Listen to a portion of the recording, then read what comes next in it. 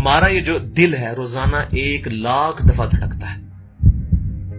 1,00,000 دفعہ ہر انسان کا دل دھڑکتا ہے، اور 1,00,000 دفعہ دھڑکنے سے 10,000 لیٹر خون ہماری شریانوں میں ٹریول کرتا ہے روزانہ.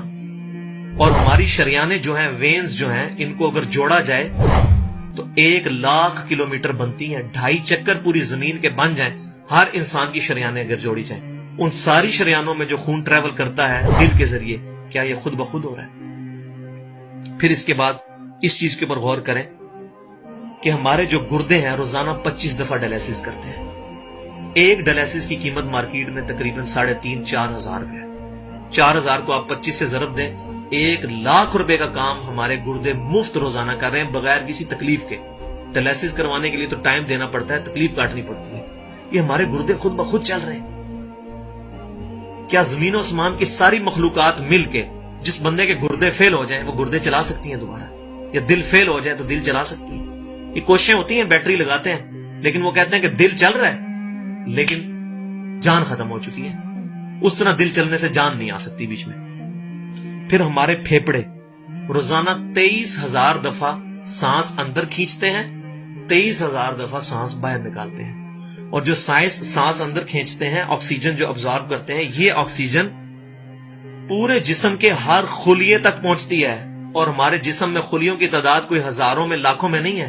ایک انسان کے جسم میں 100 ٹریلین خلیے موجود ہیں.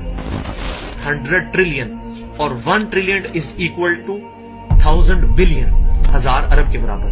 اس کو سمجھانے کے لیے سائنٹسٹ نے یہ ایگزامپل دی ہے کہ اگر انگلینڈ جیسے 30 ملک ہوں اور وہ 30 کے 30 ملک درختوں سے پر ہوں، ہر درخت کے 10,000 پتے ہوں، تو جتنے پتوں کی تعداد بنتی ہے نا، 30 انگلینڈ جیسے ملک مکمل درختوں سے بھرے ہوئے، وہ سارے پتے گنے جائیں، ہر درخت کے 10,000 پتے ہوں، تو یہ 100 ٹریلین فگر بنتا ہے. اتنے خلیوں تک آکسیجن روزانہ پہنچتی ہے، جسم کے اندر خلیے موجود ہیں.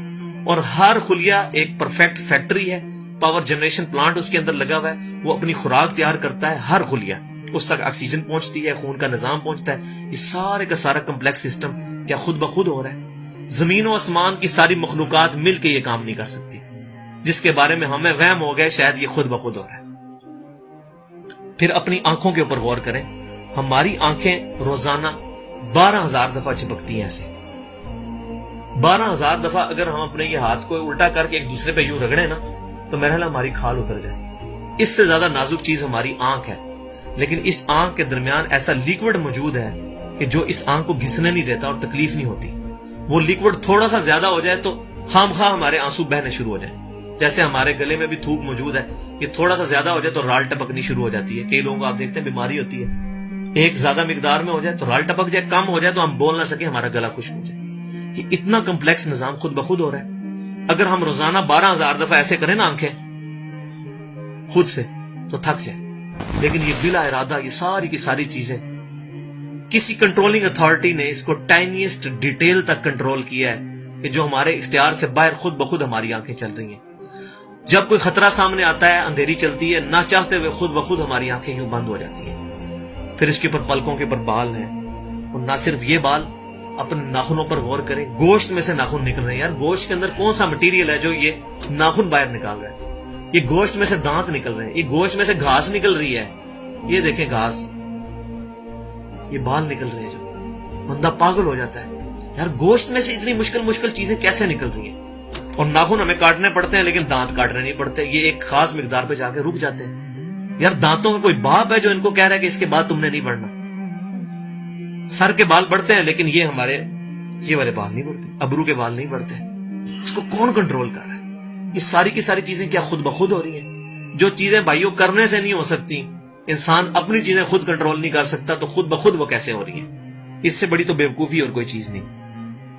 پھر سب سے مشکل جو انسٹرومنٹ ہمارے دماغ جو ہے، ہمارے دماغ کے اندر 10 ارب خلیے ہیں، اور جو دماغ کے اندر جو ہمارے کنیکشنز ہیں وہ 100 ٹریلین ہیں، equivalent to the quantity of cells in human body. جو میں نے بتایا تھا انگلینڈ جیسے 30 ملک ہوں، وہ والی ایگزامپل دی، وہ سیم اتنے کنیکشنز دماغ کے اندر ہیں.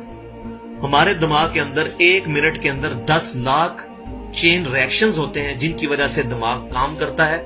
ایک کنیکشن بھی ان 100 ٹریلین کنیکشن میں سے ڈسٹرب ہو جائے ہمارا دماغ کام نہیں کر سکتا. اتنی ٹائنیسٹ ڈیٹیل تک دماغ کو جو کنٹرول کیا ہے, یہ کیا دماغ خود بخود اپنے آپ کو کنٹرول کر رہا ہے؟ زمین و آسمان کی ساری مخلوقات مل کے ایک بندے کا دماغ نہیں چلا سکتی اگر اس کا دماغ خراب ہو جائے یا کنیکشن ڈسٹرب ہو جائے. یہ اکثر لوگوں کو ایسا مسئلہ ہوتا ہے کہ کہتے ہیں جی خون آ گیا اس کو اور یہ دماغ جو ہے اس کی شریان پھٹ کی, یہ ہو گیا. تو یہ جو 10 لاکھ پر منٹ ریئیکشنز ہو رہے ہیں, ان کی وجہ سے ہمارے پورے جسم کا جو نظام چل رہا ہے, ہمارے سونگنے کی حص, ہمارے چکھنے کی حص, ہماری دیکھنے کی حص, باقی سارے نروز کا سسٹم جو ہے یہ دماغ کنٹرول کرتا ہے انہی ریئیکشنز کے تھرو.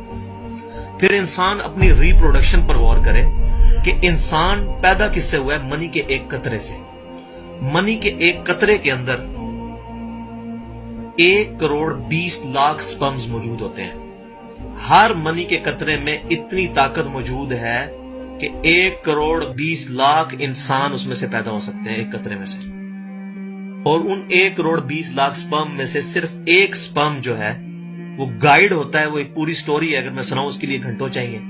اور وہ جا کے جو مدر کی اووری جو ہے اس کو جا کے فرٹائل کرتا ہے اور وہاں پریگنینسی ٹھہرتی ہے اور بچہ بننا شروع ہو جاتا ہے. اس ایک سپرم کو کون راستہ دکھاتا ہے اور وہ کس مشکل راستوں سے گزر کے وہاں تک پہنچتا ہے, انسان پاگل ہو جاتا ہے. اب نیشنل جیوگرافک پہ یہ ویڈیو چلائی تھی, انہوں نے ساری چیزیں دکھائی تھی, تو انسان پاگل ہو جاتا ہے اس چیز کو دیکھ کے. تو یہ زمین و آسمان کی ساری مخلوقات مل کے کیا ایک بچہ بنا سکتی ہیں؟ پاگل ہیں سب کے سب لوگ, پریشان ہو جاتے ہیں کہ منی کے ایک قطرے سے اتنا بڑا انسان کیسے بن جاتا ہے. اس منی کے قطرے میں تو کوئی ایسی چیز نہیں ہے جس سے آنکھ کا ڈھیلا بن جائے اور اس کے پیچھے شیشہ لگ جائے.